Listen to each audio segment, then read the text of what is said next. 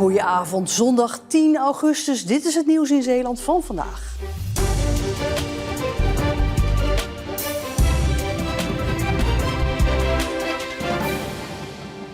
Zeeland rouwt om de dood van Tony Mulder. De eigenaar van sportschool Geelwoerd overleed zaterdag op 53-jarige leeftijd bij een motorongeluk. Hij was geliefd bij veel mensen. Ik ben er helemaal stil van. Tony was een heel fijn mens en een voorbeeld voor anderen. Ik zag hem echt als een inspiratiebron voor mijn mens zijn. Hij heeft echt geleefd voor die club.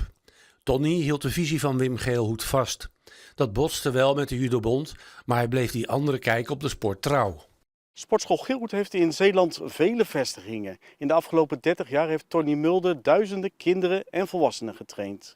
Hij wordt geroemd om zijn passie voor de sport en het lesgeven. Tony Mulder is 53 jaar geworden. In de duinen ter hoogte van Klein Valkenisse woedde gisteravond laat een grote brand. Met 6 blusvoertuigen en 2 waterwagens werd aan beide kanten van de duinen geblust. Volgens de veiligheidsregio Zeeland brandde een gebied ter grootte van 3 voetbalvelden af. Na een half uur kon het sein brandmeester worden gegeven. In de duinen, vlakbij de brand, werden restanten van afgestoken vuurwerk gevonden. De politie gaat er voorlopig van uit dat dat vuurwerk het begin van de brand heeft veroorzaakt en is op zoek naar een aantal jongeren. En actie! Ronkende motoren, lege voertuigen en verklede figuranten. Bij het Bevrijdingsmuseum in Nieuwdorp wordt een Zeeuws kinderboek verfilmd. En daar werken een hoop scholieren aan mee. Ik ga achter op een kar zitten en chocola uitdelen als Engelse bevrijder. Ik had al een vermoeden. Ja, het pak verraadt wel wat, hè? Ja. Het is een verfilming van het boek genaamd Valk, de kracht van water. Geschreven door Katelijn van Wijk uit Middelburg. Klinkt een beetje cliché, maar een soort droom die uitkomt als je boek op deze manier verfilmd wordt. Het gaat over een jongetje dat leert over de inundatie van Walcheren. En de scène die hier wordt opgenomen is het feest vlak na de bevrijding van Nederland. Heb je ook tekst? Nee, ik brabbel wat Engels, denk ik, van iets van thank you, hi, everyone, chaps, of zoiets. Dat zoiets zal dan worden. In 2026 gaat de film in première bij filmfestival Film by the Sea. Het 27e HZ-schaaktoernooi in Vlissingen is zaterdag gewonnen door de Oekraïner Pavel Eljanov. De voormalige nummer 6 van de wereld eindigde met 3 anderen bovenaan en werd toen op basis van weerstandspunten aangewezen als de nummer 1. I enjoy it a lot here and of course because of my overall result. I would love again to come again, of course. De beste Zeeuw op de 5e plaats was Koen Leenhouts. De grootmeester uit IJsendijken was daarover zeer te spreken. Ik heb 7 uit 9 gehaald en dat is voor mij een prima score. De laatste partij was een beetje cruciaal. Ik had 6 uit 8 en ik wilde graag winnen om het toernooi goed af te sluiten. Dat is ook gelukt, dus ik ben uiteindelijk tevreden met 7 uit 9.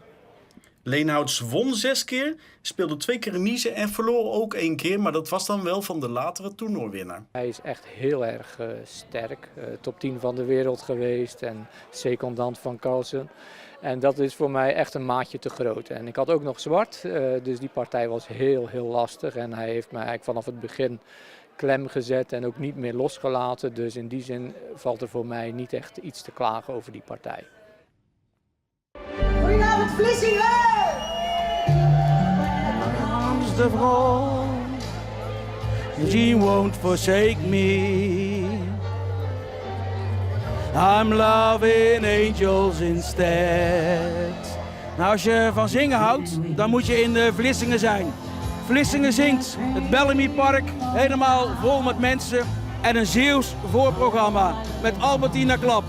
Wordt vast een hele leuke avond hier in Vlissingen. Life is just like a merry-go-round. It's so fun and fair. Ja, is gewoon leuk. Is gewoon, is toch heerlijk. We zijn net al meezingen. Is dit alles? Oh! Is dit alles? Baila, baila, baila, baila. Hey, hey, hey, hey. Baila, baila, baila. Als als je mensen enthousiasmeert en dat ze dan bij de eerste act al mee gaan doen op deze manier, dan ga ik met een goed gevoel naar huis, toch?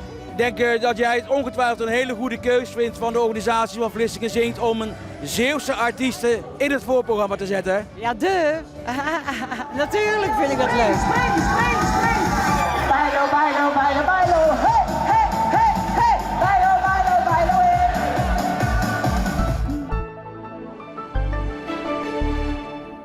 We hadden vandaag een mooie dag in Zeeland onder invloed van een hoge drukgebied wat vlak langs de kust over de Noordzee naar de Waddeneilanden trok. En onder invloed daarvan hadden we een zwakke tot matige noordelijke wind en flinke zonnige periode met wat sluierbewolking en soms een enkele kleine stapelwolk verder landinwaarts.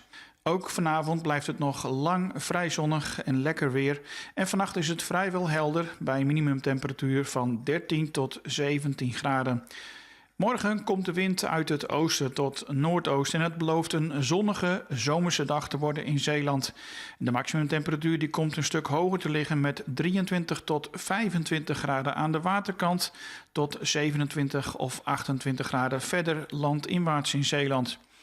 Ook de komende dagen blijft het nog even flink warm met tropische temperaturen op dinsdag en woensdag en daarbij zonnig weer.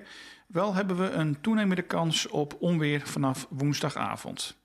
En tot zover het korte weerbericht en ook het korte nieuws van deze zondag. Het weekend zit er bijna op. Geniet er nog even van, zou ik zeggen. En dan zie ik u morgen weer terug bij een nieuwe Zeeland Nu. Heel graag, tot dan.